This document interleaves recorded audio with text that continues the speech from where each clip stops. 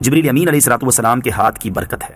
يا أيها الذين آمنوا لا تأكلوا أموالكم بينكم بالباطل إلا أن تكون تجارة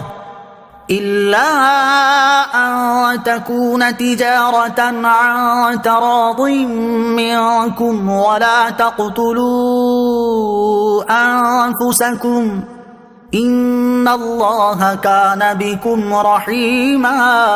ترجمہ: اے ایمان والو، باطل طریقے سے آپس میں ایک دوسرے کے مال نہ کھاؤ، البتہ یہ ہو کہ تمہاری باہمی رضامندی سے تجارت ہو، اور اپنی جانوں کو قتل نہ کرو، بے شک اللہ تم پر مہربان ہے۔ لا تأکلوا اموالکم بینکم بالباطل، باطل طریقے سے آپس میں ایک دوسرے کے مال نہ کھاؤ۔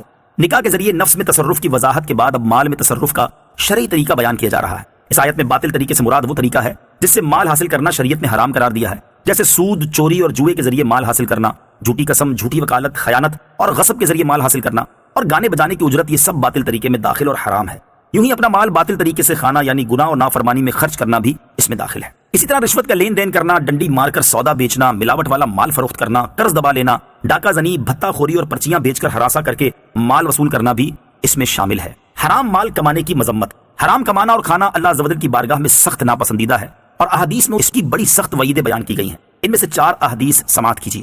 نمبر 1، حضرت عبداللہ ابن مسعود رضی اللہ تعالیٰ عنہ سے روایت ہے، نبی اکرم صلی اللہ تعالیٰ علیہ وسلم نے ارشاد فرمایا، جو بندہ مال حرام حاصل کرتا ہے، اگر اس کو صدقہ کرے تو مقبول نہیں، اور خرچ کرے تو اس کے لیے اس میں برکت نہیں، اور اپنے بعد چھوڑ کر مرے تو جہنم میں جانے کا سامان ہے۔ اللہ تعالیٰ برائی سے برائی کو نہیں مٹاتا، ہاں نیکی سے برائی کو مٹا دیتا ہے، بے شک خبیث کو خبیث نہیں مٹاتا۔ نمبر 2، حضرت ابوبکر صدیق رضی اللہ تعالیٰ عنہ سے روایت ہے، سرور کائنات صلی اللہ تعالیٰ علیہ وسلم نے ارشاد فرمایا، اللہ تعالیٰ نے اس جسم پر جنت حرام فرما دی ہے جو حرام غذا سے پلا بڑا ہو۔ نمبر 3، تاجدار رسالت صلی اللہ تعالیٰ علیہ وسلم نے حضرت سعد رضی اللہ تعالیٰ عنہ سے ارشاد فرمایا، اے سعد، اپنی غذا پاک کر لو، مستجاب الدعوات ہو جاؤ گے۔ اس ذات پاک کی قسم جس کے قبضہ قدرت میں محمد صلی اللہ تعالیٰ علیہ وآلہ وسلم کی جان ہے، بندہ حرام کا لقمہ اپنے پیٹ میں ڈالتا ہے تو اس کے 40 دن کے عمل قبول نہیں ہوتے، اور جس بندے کا گوشت حرام سے پلا بڑا ہو اس کے لیے آگ زیادہ بہتر ہے۔ نمبر 4، مسلم شریف کی حدیث، حضرت ابو ہریرہ رضی اللہ تعالیٰ عنہ فرماتے ہیں، سرکار دو عالم صلی اللہ تعالیٰ علیہ وسلم نے ایک شخص کا ذکر کیا جو لمبا سفر کرتا ہے، اس کے بال پراگندہ اور بدن غبار آلود ہیں، اور وہ اپنے ہاتھ آسمان کی طرف اٹھا کر یا رب پکار رہا ہے، حالانکہ اس کا کھانا حرام، پینا حرام، لباس حرام اور غذا حرام ہو، پھر اس کی دعا کیسے قبول ہوگی؟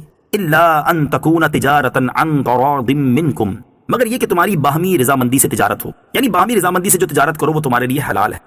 باہمی رضامندی کی قید سے معلوم ہوا کہ خرید و فروخت کی وہ تمام صورتیں جن میں فریقین کی رضامندی نہ ہو درست نہیں، جیسے اکثر ضبط شدہ چیزوں کی نیلامی خریدنا کہ اس میں مالک راضی نہیں ہوتا، یوں ہی کسی کی دکان، مکان، زمین یا جائیداد پر جبری قبضہ کر لینا حرام ہے۔ یاد رہے کہ مال کا مالک بننے کے تجارت کے علاوہ اور بھی بہت سے جائز اسباب ہیں، جیسے تحفے کی صورت میں، وصیت یا وراثت میں مال حاصل ہو تو یہ بھی جائز مال ہے۔ تجارت کا بطور خاص اس لیے ذکر کیا گیا کہ یہ مالک بننے کی اختیاری صورت ہے۔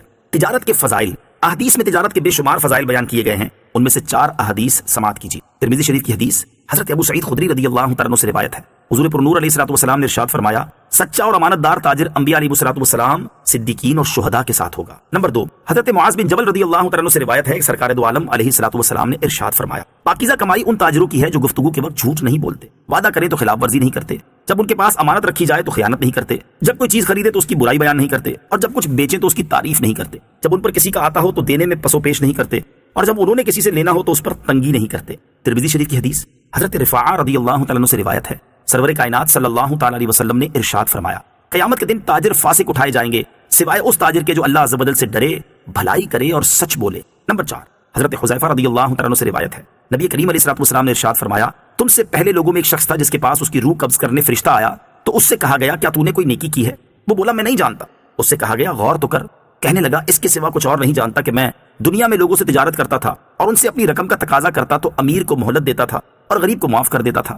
اللہ تعالیٰ نے ارشاد فرمایا کہ اے فرشتوں، اس سے درگزر کرو۔ تجارت کے آداب، اس سے پہلے تجارت کے فضائل بیان کیے گئے اور اب تجارت کے 14 آداب بیان کیے جا رہے ہیں، جن میں سے اکثر آداب ایسے ہیں جن پر عمل کرنا ہر تاجر کے لیے شرعاً لازم ہے۔ نمبر 1، تاجر کو چاہیے کہ وہ روزانہ صبح کے وقت اچھے ارادے یعنی نیت دل میں تازہ کرے کہ بازار اس لیے جاتا ہوں تاکہ حلال کمائی سے اپنے اہل و عیال کی شکم پروری کروں اور وہ مخلوق سے بے نیاز ہو جائیں، اور مجھے اتنی فراغت مل جائے کہ میں اللہ تعالیٰ کی بندگی کرتا رہوں اور راہ آخرت پر گامزن رہوں۔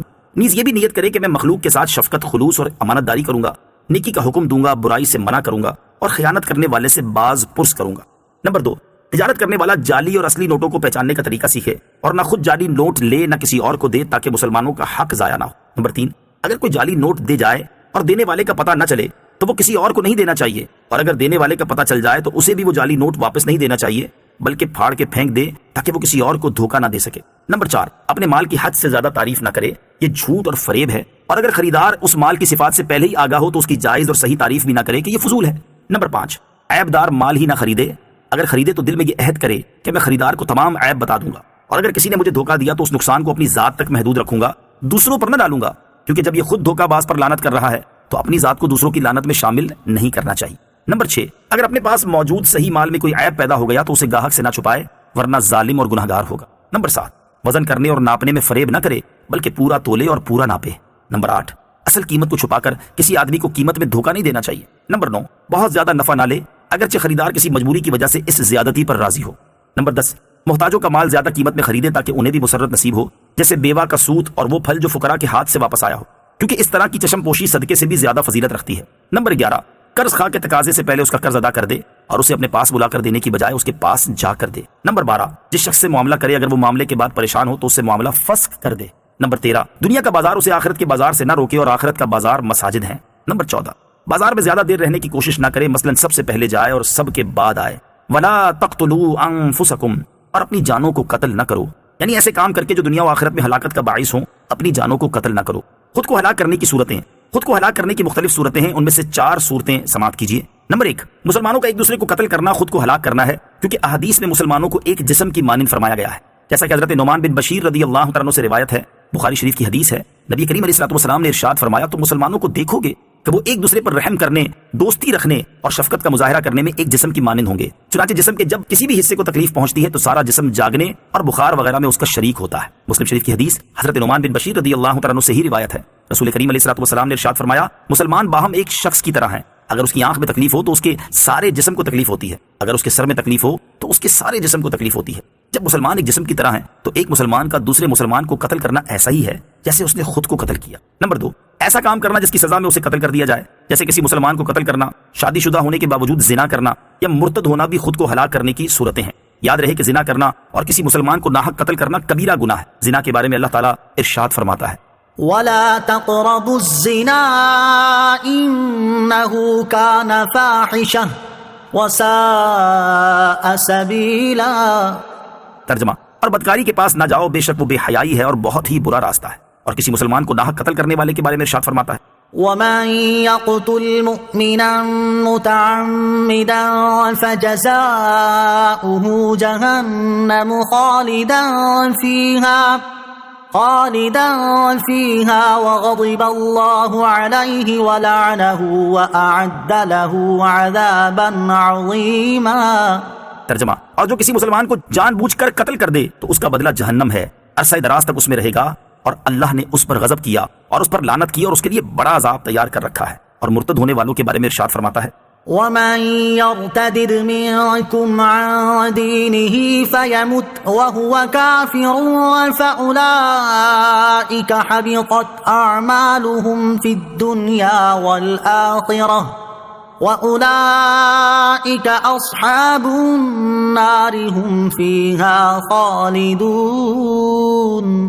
ترجمہ، اور تم میں جو کوئی اپنے دین سے مرتد ہو جائے پھر کافر ہی مر جائے تو ان لوگوں کے تمام اعمال دنیا و آخرت میں برباد ہو گئے اور وہ دوزخ والے ہیں، وہ اس میں ہمیشہ رہیں گے۔ نمبر 3، بخاری شریف کی حدیث، خود کو ہلاک کرنے کی تیسری صورت خودکشی ہے۔ خودکشی بھی حرام ہے۔ بخاری شریف کی حدیث میں ہے، حضرت ابو ہریرہ رضی اللہ تعالیٰ عنہ سے مروی ہے، سرکار دو عالم صلی اللہ تعالیٰ علیہ وسلم نے ارشاد فرمایا، جس نے اپنا گلا گھونٹا تو وہ جہنم کی آگ میں اپنا گلا گھونٹتا رہے گا، اور جس نے خود کو نیزہ مارا وہ جہنم کی آگ میں خود کو نیزہ مارتا رہے گا۔ انہی سے روایت ہے، بخاری شریف کی حدیث ہے، سرکار علی وقار صلی اللہ تعالیٰ علیہ وسلم نے ارشاد فرمایا، جو پہاڑ سے گر کر خودکشی کرے گا وہ نارے دوزخ میں ہمیشہ گرتا رہے گا، اور جو شخص زہر کھا کر خودکشی کرے گا وہ جہنم کی آگ میں ہمیشہ زہر کھاتا رہے گا۔ جس نے لوہے کے ہتھیار سے خودکشی کی تو دوزخ کی آگ میں وہ ہتھیار اس کے ہاتھ میں ہوگا اور وہ اس سے اپنے آپ کو ہمیشہ زخمی کرتا رہے گا۔ نمبر 4، ایسا کام کرنا جس کے نتیجے میں کام کرنے والا دنیا یا آخرت میں ہلاکت میں پڑ جائے، جیسے بھوک ہڑتال کرنا یا باطل طریقے سے مال کھانا وغیرہ۔ چنانچہ ابو داؤد شریف کی حدیث، حضرت عمرو بن عاص رضی اللہ تعالیٰ عنہ فرماتے ہیں کہ مجھے غزوہ ذات السلاسل کے وقت ایک سرد رات میں احتلام ہو گیا، مجھے غسل کرنے کی صورت میں سردی سے ہلاک ہونے کا خوف لاحق ہوا، تو میں نے تیمم کر لیا اور اپنے ساتھیوں کے ساتھ فجر کی نماز پڑھ لی۔ انہوں نے نبی کریم علیہ الصلوۃ والسلام سے اس کا ذکر کیا تو آپ علیہ الصلوۃ والسلام نے فرمایا، اے عمرو، تم نے اپنے ساتھیوں کے ساتھ اس حال میں نماز پڑھ لی کہ تم جنبی تھے۔ میں نے غسل نہ کرنے کا عذر بیان کیا اور عرض کی، میں نے اللہ تعالیٰ کا یہ فرمان سنا ہے، ولا تقتلوا انفسکم ان اللہ کان بکم رحیما. ترجمہ: اور اپنی جانوں کو قتل نہ کرو، بے شک اللہ تم پر مہربان ہے. یہ سن کر حضور اقدس صلی اللہ علیہ وسلم مسکرا دیے اور کچھ نہ فرمایا. وما